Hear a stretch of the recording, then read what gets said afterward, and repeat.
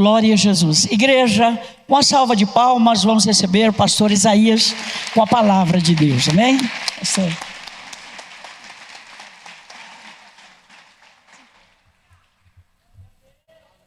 Irmãos, eu com muita alegria quero vos cumprimentar com a paz do Senhor.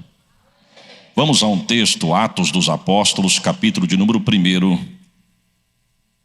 O verso é o verso de número 8. Atos 1:8. Enquanto os irmãos procuram, também quero deixar aqui registrada a minha palavra de gratidão a Deus pelo privilégio de poder retornar a esta casa de oração, e não só porque eu vim aqui ministrar, mas o privilégio de poder estar na casa de Deus. Já é uma alegria poder estar na igreja adorando a Jesus, independe se é para pregar ou se é para adorar, não importa. Só de nós estarmos na igreja já é um presente de Deus. Eu sou grato a Deus por este presente. Sou grato a Deus pelo pastor deste campo, pastor Adelino, pastora Genilda. Que Deus continue abençoando a vida deste casal. Deixo também a minha saudação ao servo do Senhor.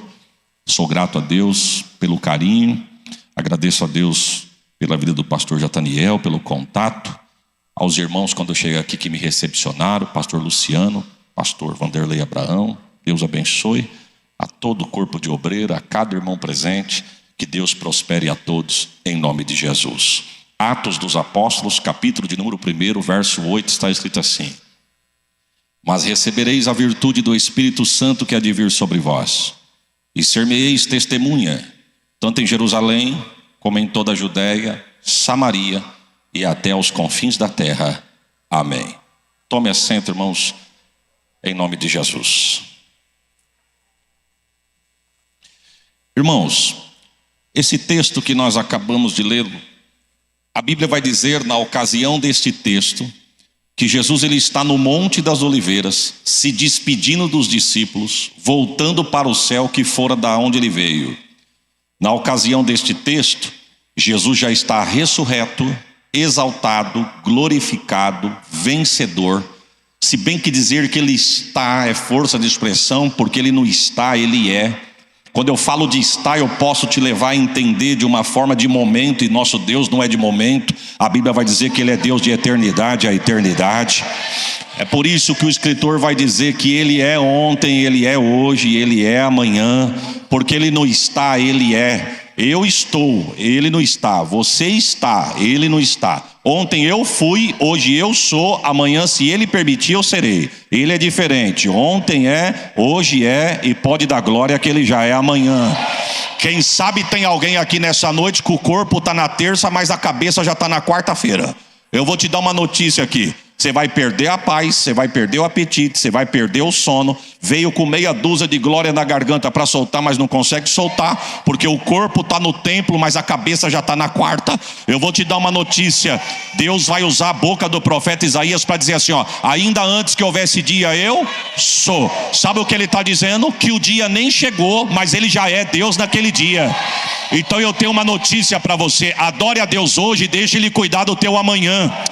Eu vou repetir: adore a Deus hoje e deixe Ele cuidar do teu amanhã. Ele já é amanhã.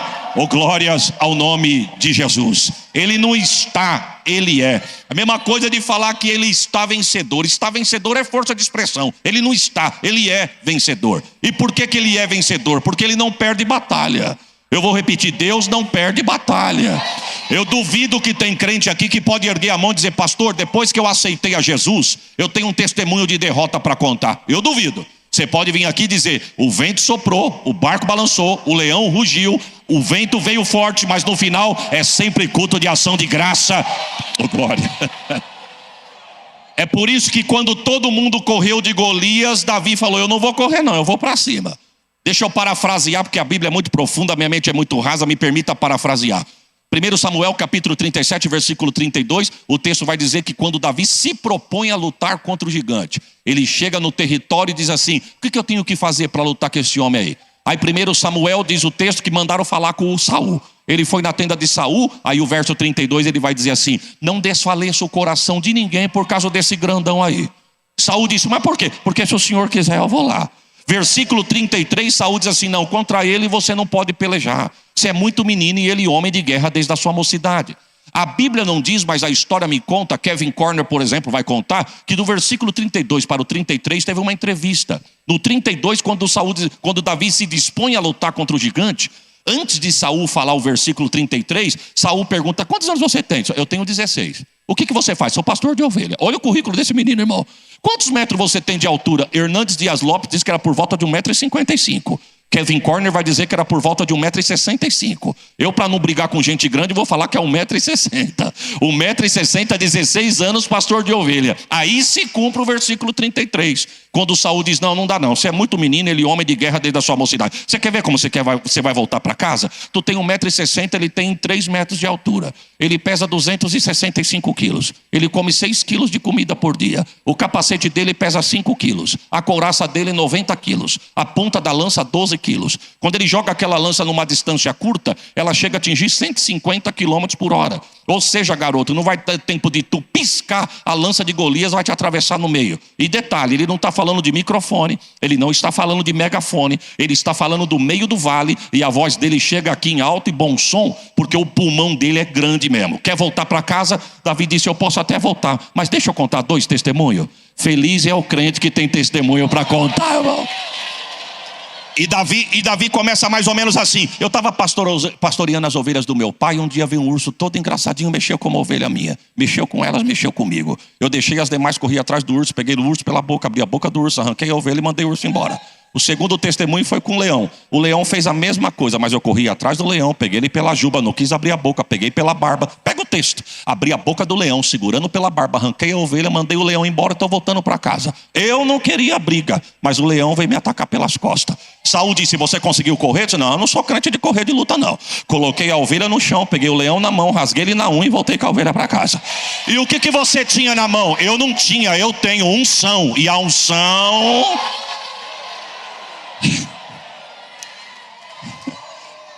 Vamos para frente por causa do horário. Eu não quero nem falar o que Davi fez com Golias. Eu quero falar o que Davi tentou explicar para Saul. Davi estava dizendo para Saul o seguinte: o Deus que me ajudou a vencer o urso é o Deus que me ajudou a vencer o leão. E o Deus que me ajudou a vencer esses dois é o Deus que vai me ajudar a vencer o gigante. Levanta a mão que eu vou profetizar. O Deus que te deu vitória na batalha passada, prepare um glória, é Deus que tem vitória para você nessa batalha também. Aleluia. Mas vamos para frente. Vem comigo aqui por causa do horário. O texto vai dizer que Jesus está se despedindo dos discípulos, voltando para o céu. Irmãos, eu costumo dizer que o Senhor, quando ele veio aqui, ele veio com propósito. Diga comigo: propósito. Eu não quero te abusar, mas por favor, diga propósito. Porque se eu vim aqui só para mostrar para o pastor que eu vim, eu estou perdendo tempo. Se for para mim vir na igreja só porque eu sou o pregador da noite, é melhor eu ficar lá na minha casa. Se for para mim andar 400 quilômetros da minha casa até para chegar aqui, só para vir aqui só porque eu sou o pregador, é melhor ficar em casa. Quero dar uma notícia para alguém que chegou na porta da igreja, viu que o pastor não estava e voltou para casa. Tu foi bem para casa, porque se você ficasse aqui, você ia ficar sem propósito. Você não veio adorar, você veio só bater cartão. Eu vim aqui nessa noite, independe, com todo respeito ao homem de Deus, eu vim aqui entregar o que é dele e receber o que ele tem para nos entregar. Viemos adorar com propósito. Você sabia que essas 2 horas de culto podem mudar a tua semana? Você sabia que essas 2 horas de culto podem mudar o teu mês? Você sabia que esse culto pode mudar o teu amanhã? Um glória teu aqui, Deus fecha a boca do leão. Um glória teu aqui, Deus derruba o gigante. Um glória teu aqui, Deus fecha a sepultura. Quem tem glória dá glória, quem tem aleluia dá aleluia. Alabachori calabai. Se todo crente soubesse aproveitar essas 2 horas de culto, a vida de muito crente seria diferente. Mas vamos para frente. O texto vai dizer que o Senhor veio com um propósito. De novo, ele veio com... Só para os irmãos entenderem, ele veio dar ponto final na dispensação da lei, inaugurar a dispensação da graça. Um dos propósitos. Se nós fosse falar tudo aqui, irmão, primeiro, o horário não ia dar. Segundo, que eu não sei. E terceiro, que nós não ia achar o fim. Porque foi João quem disse que se tudo que ele fez fosse ser registrado, os livros da terra não conteria. Não é assim que diz o texto? Então só estou dando uma pincelada. Um dos propósitos, acabar com a dispensação da lei, dar um ponto final na dispensação da lei e inaugurar da graça. Fechar o seio de Abraão e inaugurar o paraíso, porque aquele contato estava incomodando. Ele veio inaugurar a igreja. Ele veio vencer o diabo, por exemplo. Ele veio vencer o inferno. Ele veio vencer a morte. Eu não quero falar nem do diabo, nem do inferno, e nem muito mais da morte, mas preciso dar uma pincelada para tu entender. Quero falar da morte. Se Jesus não tivesse ressuscitado, era em vão você estar aqui adorando. Se Jesus não tivesse ressuscitado, era em vão o dia que nós descemos as águas do batismo. Se Jesus não tivesse ressuscitado, é em vão o dia que nós viemos aqui, nos reunimos para participar da mesa do corpo e do sangue. Por quê, pastor? Porque ele só seria mais um morto adorado. Mas o texto diz que ele morreu, foi sepultado, mas no terceiro dia ele ressuscitou. E você poderia ter dado um glória melhor do que esse. Não, agora não é para dar. Você tem que dar o que você tem. Mas você quer ver como você precisava dar um glória melhor do que esse? Se os kardecistas forem no túmulo de Allan Kardec, vai ver escrito aqui: jaz Allan Kardec, descansa em paz. Se os budistas forem no túmulo de Buda, está escrito lá: aqui jaz Buda, descansa em paz. Se os mormons forem no túmulo de José do Smith, aqui jaz José do Smith, descansa em paz. Mas se alguém for passear no túmulo de Jesus, é para passear mesmo. Estive lá algumas vezes, tirei foto com a placa escrito: não está mais aqui. Ele... Oh, glória a Jesus. Sabe esse arrepio gostoso? É ele que está aqui. Sabe essa vontade de sorrir, não está ouvindo piada? É ele que está aqui. Receba renovo daquele que morreu, mas ressuscitou. Vem comigo. Um dos propósitos, irmão, foi inaugurar a igreja. Por quê, pastor? Porque a igreja não existia. A igreja estava nos planos de Deus, mas não estava atuando. Um dos propósitos do Senhor ter vindo aqui foi inaugurar a igreja. E dentre tantos propósitos, chegou o dia dele ir embora. Atos 1:8 eu vejo como uma confirmação de uma promessa. Porque eu vou parafrasear aqui. Um dia Jesus conversando com os discípulos, mais ou menos assim. Jesus disse assim: vai chegar um dia que eu vou embora. Mas fica tranquilo que eu não estou indo embora por ir. Eu estou indo só para preparar lugar. Porque quando o lugar estiver pronto, eu volto. Agora nesse intervalo, preste atenção, nesse intervalo que eu vou estar fora, fica tranquilo que vocês não ficam órfãos. Eu mando o Consolador. Então aqui Jesus está confirmando o que ele prometeu. É como se Jesus estivesse dizendo: lembra do dia que eu falei para vocês que eu ia embora? Pois bem, o dia chegou, é agora, eu estou indo. Mas lembra que eu prometi para vocês que eu ia mandar alguém? Fica tranquilo, eu vou, mas ele vem. Eu vou, mas ele vem. Eu vou, mas ele vem. Aí o verso 8, Jesus diz assim, ó: e quando ele vir, ó o verso 8, ele vai repousar sobre vocês. A virtude dele vai repousar sobre vocês quando ele chegar. Diga comigo: virtude. Existem 5 tipos de virtudes. Quantas eu disse? Cardeal, intelectual, dianoética, filosófica e bíblica. Eu não quero falar das 4 primeiras porque não vem um caso, mas eu quero ficar com a virtude bíblica. A virtude bíblica tem 3 raízes na tradução do grego, que no grego quer dizer chail, araté e dunamis. Como eu não sei falar nem português direito, eu não vou ficar com o grego, eu vou ficar com o português. Mas chail, araté e dunamis, traduzido para o português, é valor, caráter e poder. Então no pé da tradução, o que Jesus estava falando para os discípulos é o seguinte: quando ele vir e repousar, o valor dele vai estar sobre vocês, o caráter dele vai estar sobre vocês, o poder dele vai repousar sobre vocês. Perceba, pastor Vanderlei, que quando eu falo de valor e caráter, a igreja não reage tanto quanto fala de poder. Só que eu quero te dar uma notícia e não quero jogar fogo na tua fé não. Mas para mim ter poder, Deus tem que trabalhar no meu caráter. E Deus só trabalha no meu caráter se eu abro o coração para ele entrar e reconheço o valor. Porque quando eu recebo o valor, ele trabalha no caráter. E quando ele trabalha no caráter, aí ele me enche de poder. Eu não acredito num crente que vem falar que está cheio de poder, que compra e não paga. Eu não acredito num crente que quer dançar no espírito, mas lá fora olha para aquilo que não é dele. Eu não acredito num crente que fala que tem poder, mas não pode ficar sozinho na frente da rede social. Eu não acredito num crente que fala que tem poder e abre a boca para xingar. Quem tem poder tem aqui, tem em casa é aqui, é em casa é aqui, é na empresa.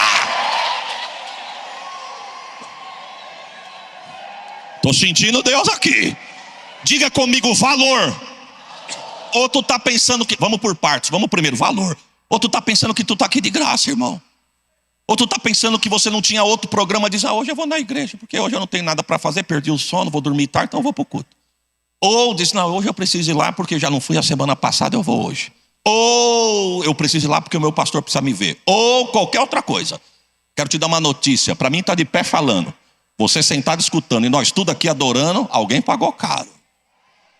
Não foi ouro, Não foi prata, não foi euro, foi sangue derramado.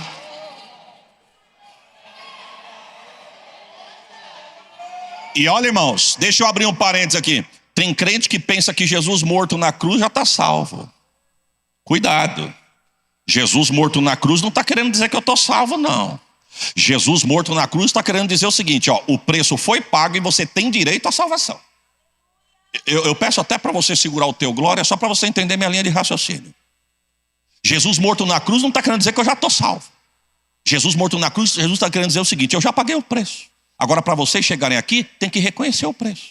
E como é que eu faço para reconhecer o preço? Aceitando a Jesus. E o desviado, voltando para a igreja. E quem está desmantelado, consertando a vida. Porque você quer saber se você vai subir no dia do arrebatamento?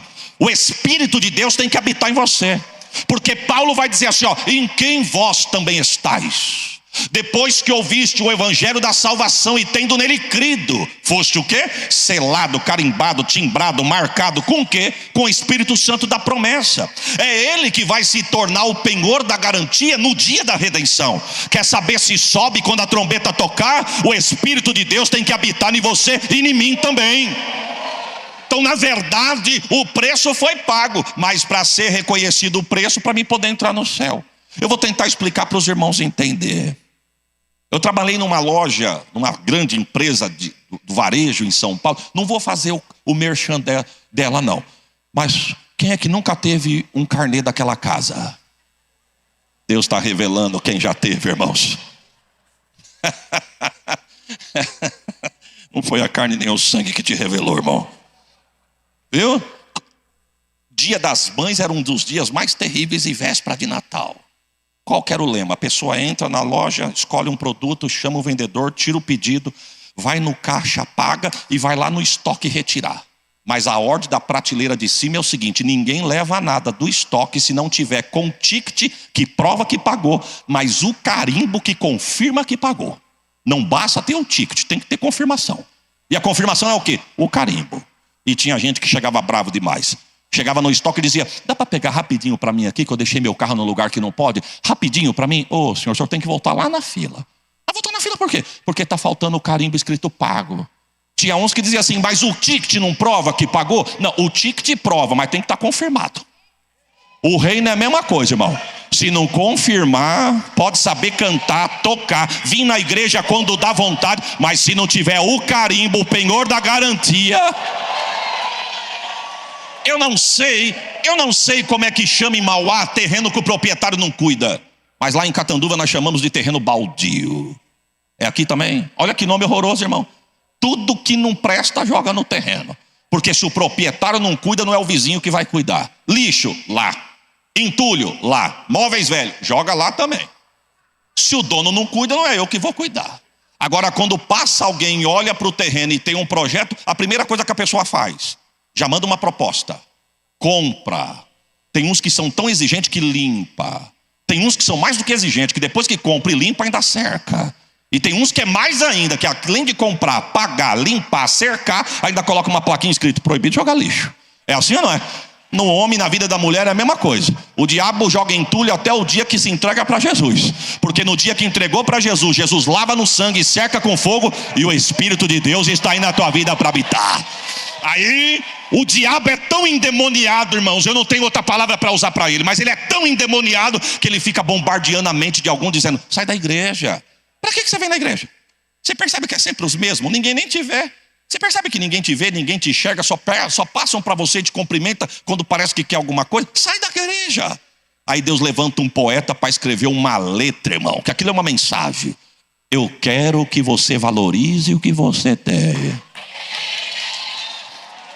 Você pode não ser importante para A e para B, mas é tão importante para Deus. Nada de ficar sofrendo angústia e dor nesse seu complexo interior, dizendo às vezes que não é.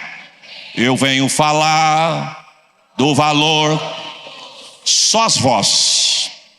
Eu venho falar. Segura aí. Que valor é esse que você passou, viu na vitrine um sapato e não tinha dinheiro para comprar? Que valor é esse que se talvez mexer na tua bolsa tu não tem o dinheiro? Que valor é esse? Que talvez a roupa que você está não é o que você queria. Você até agradeceu a Deus pela que você tem, mas se você pudesse, você queria outra. Que valor é esse? O valor não está na terra, o valor está em você. Ele está em você. O Espírito cante, se move em você até com. E nesse.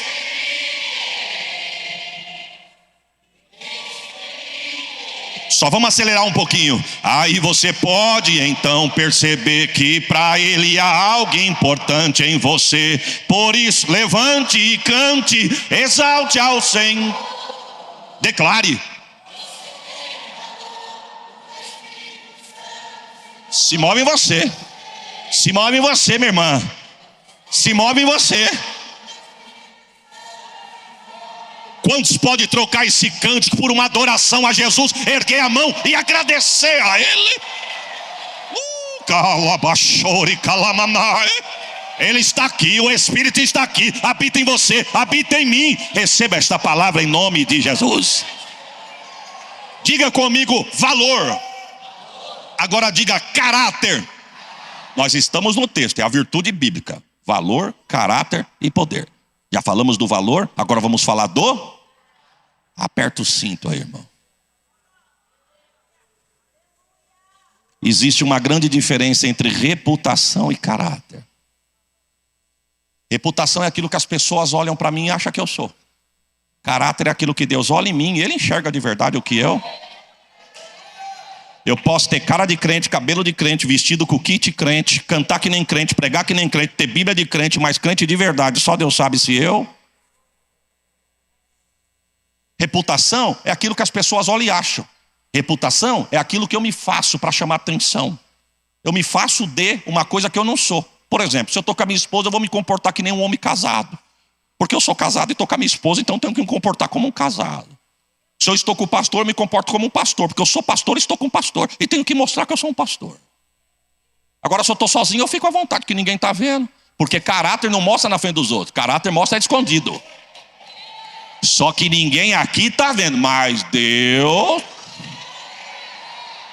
Eu costumo dizer que quem é independe de onde está e com quem está. Eu vou traduzir para tu entender. É crente aqui é em casa, é crente aqui é na escola, é crente aqui é na empresa, é crente aqui é no volante do carro, é crente aqui é trancado sozinho dentro do banheiro, é crente aqui é sozinho na rede social. A boca é de crente, a mente é de crente, o olho é de crente, a mão que ergue para adorar na igreja é de crente.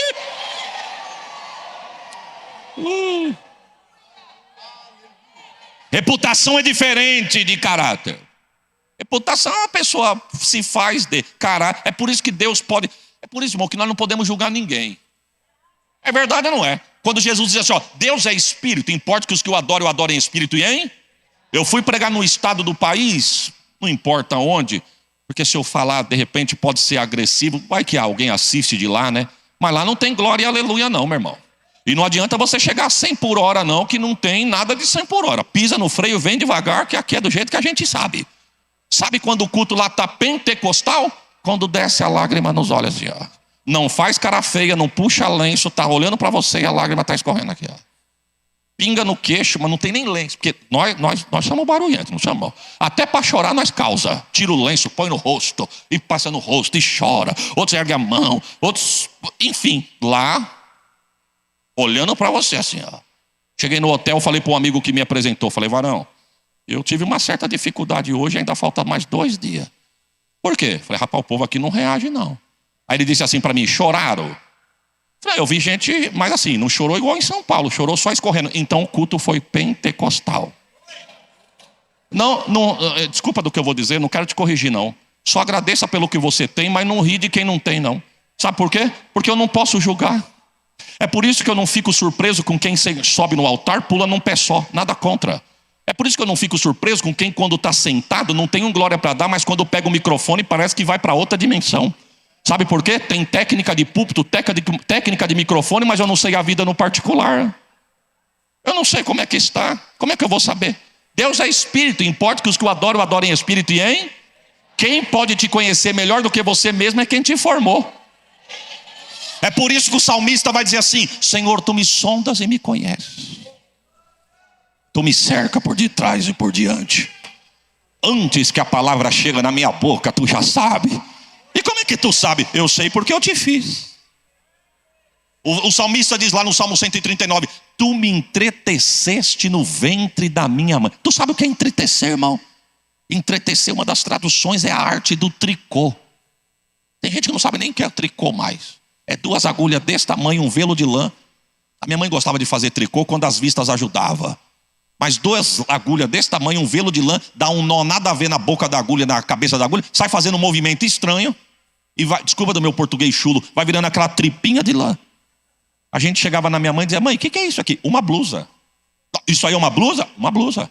Mas isso aí não vai dar certo para ser uma blusa, não. Ela dizia, quem viver, verá. E no final não é que dava uma blusa, irmão? É igual você. Quando Jesus te achou, te salvou, te libertou, alguém diz, é fogo de palha. O céu disse, quem viver... Aí eu tinha dado um glória melhor do que esse que você deu. Agora, preste atenção. Não é porque eu estou falando que ninguém pode te julgar que você pode andar do jeito que você quer também. Senhor, eu quero voltar em Mauá, Jesus. Preste atenção. Eu não preciso estar vestido como um pastor para alguém me identificar como um pastor. Você quer ver como você vai se identificar? Você já percebeu que você não está vestido com um traje de vir na igreja, mas você chega num lugar, na empresa, por exemplo, na escola, alguém olha para você e diz assim, você é crente? Agora a pergunta é, como conhece que você é crente? Talvez você está trajado igual quem está lá. O idioma. O crente tem um idioma diferente, meu irmão. Desculpa do que eu vou falar, eu não posso aceitar que o idioma do céu está na boca de crente que fica aqui no púlpito da glória, mas lá fora xinga palavrão. Nós temos o nosso idioma próprio. Né? Desculpa, não sei se eu vou agredir alguém. Senhor, eu quero voltar em Mauá. Mas eu não dou crédito em quem crente que fala na gíria. Meu, mina, cara, valeu. Quem meu, mina, cara, valeu? Aqui é varão, varoa, labareda, canela de fogo. O idioma é nosso. Nós temos nosso idioma próprio. Amém ou não amém, irmãos? Eu estou me policiando porque eu fiquei muito acomodado chamando os irmãos de varão. E com isso eu não treinei minha mente para guardar os nomes. Mas eu estou treinando. Mas eu tenho o hábito de chamar os homens de varão. Não importa se é na igreja ou fora da igreja. Eu chego de viagem, vou na casa do meu pai, eu falo para o vizinho, tudo bem, varão? Como é que você está, varão? Eu estou feliz de te ver, varão. Podendo um dia, vai lá em Catanduva nos visitar. Varão. Um dia ele chegou em mim, o pastor Vanderlei, e falou assim, deixa eu te fazer uma pergunta, por que você me chama de varão? Porque eu sou magro e alto. Sabe por que você deu risada, irmãos? Porque esse idioma não é dele. Esse idioma é nosso. Agora eu vou te dar uma notícia. Seguro glória. Eu não posso estar na roda dele e ser todo gingado que nem ele e falar que nem ele. Não. Não é o que está nele que tem que pegar em mim. É o que está em mim que tem que pegar nele. E vou mais longe. A unção pega. Pega ou não pega? Eu chego de viagem agora, ele fala, já chegou, varão? Tudo bem, varão? Prazer em revê-lo, varão. Não é o que está na boca dele que pega na minha, é o que está na minha que invade a alma dele. Oh, glórias a Jesus.